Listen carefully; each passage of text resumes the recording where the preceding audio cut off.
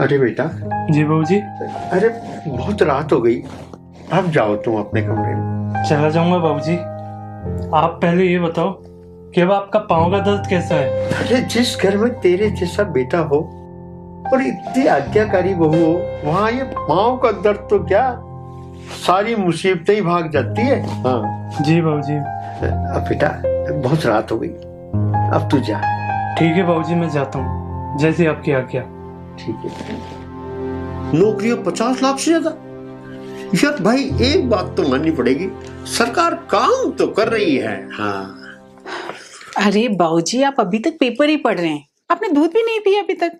अरे बेटा तुम तो जानती हो कि जब तक मैं अखबार नहीं पढ़ लेता हूँ तब तक तो मैं बाथरूम में भी नहीं जाता। पर बाबूजी मैं देख रही हूँ, जब से माँ जी का स्वर्गवास हुआ है आप हमेशा खोए खोए रहते हैं। हाँ बेटा क्या बताऊं, तुम्हारी सासू माँ की यादें मेरा पीछा ही नहीं छोड़ती। अब बाबूजी ये सब तो ठाकुर जी के हाथ है, ये जिंदगी ये मौत ये हमारे बस में कहाँ है, ये तो बस ठाकुर जी के हाथ में है सब कुछ। चलिए बाबूजी आप जल्दी से दूध खत्म कर दीजिए, आपके बेटे ऑफिस के लिए रेडी हो गए होंगे। अरे बाबूजी अभी तक आप पेपर ही पढ़ रहे हैं और ये दूध ऐसे कैसे ही पड़ा हुआ है? जल्दी करिए बाबूजी, मुझे ऑफिस जाना है, मुझे आपको मंदिर दर्शन करा के पार्क छोड़ना है और उसके बाद मुझे ऑफिस जाना है। और हाँ बेटा तो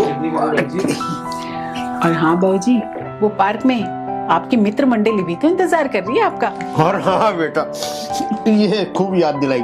आजा भाई आजा। चलिए बाबूजी मैं आता हूँ।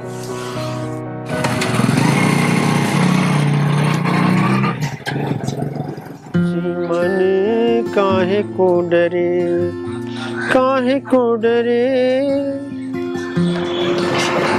अरे आज इतना सन्नाटा क्यों है भाई? अरे आओ रघुनाथ जी,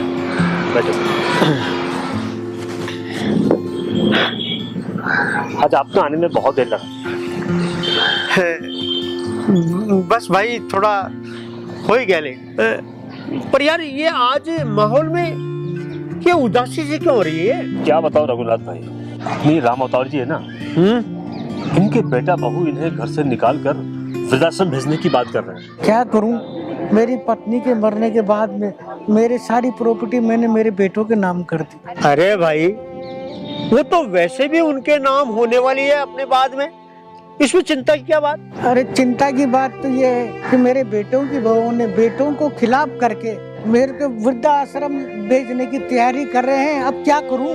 रघुनाथ भाई, हाँ आप इतने बड़े ज्ञानी हो, हाँ इतने बुद्धिजीवी हो, आप बड़ी बड़ी समस्याओं को अभी चुटकियों में हल कर देते हो। ऐसा कोई रास्ता निकालो कि इनकी समस्या दूर हो जाए। अब भाई समस्याएं तो वो मेरे ठाकुर जी ही दूर करते हैं सबकी। तो रघुनाथ भाई एक बात बताओ। हाँ पूछो।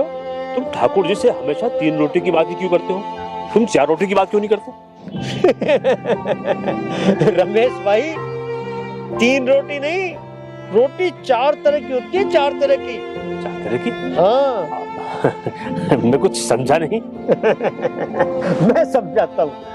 देखो पहली रोटी होती है ना, वो हमारे माँ के हाथ की होती है, और दूसरी जो हमारी धर्म पत्नी हमें बना के खिलाती है। और तीसरी रोटी जो हमारी पुत्र वधू अपने हाथ से बना के हमें खिलाती है। और चौथी रोटी पता है कौन सी होती है? कौन सी? जो नौकरानी हमें बनाकर खिलाती है। रघुनाथ जी तुमने बात तो 16 आने की सही कह दी। देखो दोस्तों, हम सब लोग अब वृद्ध अवस्था में जी रहे हैं और हमें अब तीसरी रोटी की ही जरूरत है। भाई मुझे रास्ता बताओ, मैं क्या करूं? रामोतार भाई आज से ही तुम गांठ बांध लो। तुम्हारी जो पुत्र वधू है ना, उससे बहुत ही प्रेम के साथ मान सम्मान दो। फिर देखो, अरे दुनिया के अंदर ऐसा कहीं भी नहीं हो सकता कि आप किसी को मान सम्मान दो, उसके बदले में तुम्हें मान सम्मान न मिले। फिर देखो तुम्हारा जीवन भी मेरी घर की तरह स्वर्ग के समान हो जाएगा। रघुनाथ भाई आज आपने मेरी आंखें खोल दी, आगे से मैं इन बातों का ध्यान रखूंगा। हाँ रघुनाथ जी, आपने इनकी नहीं हम सब की आंखें खोलते हैं। हम सबको इन बातों का ध्यान रखना बहुत जरूरी है। सबका भला ठाकुर जी करेंगे। जय हो ठाकुर।